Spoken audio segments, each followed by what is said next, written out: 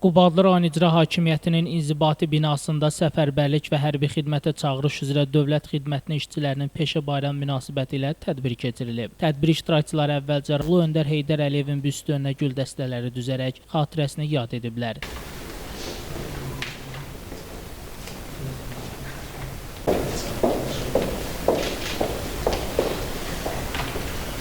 Tədbirdə Qubadlı rayon İcra Hakimiyyətinin başçısı Malik İsaqov, səfərbərlik və hərbi xidmətə çağırış üzrə dövlət xidmətinin Qubadlı rayon bölməsinin işçilərini təbrik edərək qeyd edib ki, səfərbərlik və hərbi xidmətə çağırış üzrə dövlət xidmətinin yaradılmasında əsas məqsəd, əsası Ulu Öndər Heydər Əliyev tərəfindən qoyulan və Azərbaycan Respublikasının Prezidenti İlham Əliyevin xüsusi diqqəti ilə davam etdirilən ordu quruculuğu prosesinə əhəmiyyətli təkan vermək, çağırış və səfərbərlik resurslarını tənzimləyən mükəmməl mexanizmin yaradılmasıdır. Rayon rəhbəri səfərbərlik və hərbi xidmətə çağırış üzrə dövlət xidmətinin şəxsi heyətinə dövlətin, xalqın və Ali Baş Komandanın etimadını doğrultmağı və üzərlərinə düşən məsul şərəfli işdə uğurlar arzulayıb. Daha sonra səfərbərlik və hərbi xidmətə çağırış üzrə dövlət xidmətinin Qubadlı rayon bölməsinin rəisi Asəf Namazov və digər çıxış edənlər bildiriblər ki, müstəqil Azərbaycan dövlətinin silahlı qüvvələri bugün ən inkişaf etmiş ordulardandır. Ulu Öndərin bu sahədə başladığı işləri bugün Azərbaycan Prezidenti İlham Əliyev uğurla davam etdirərək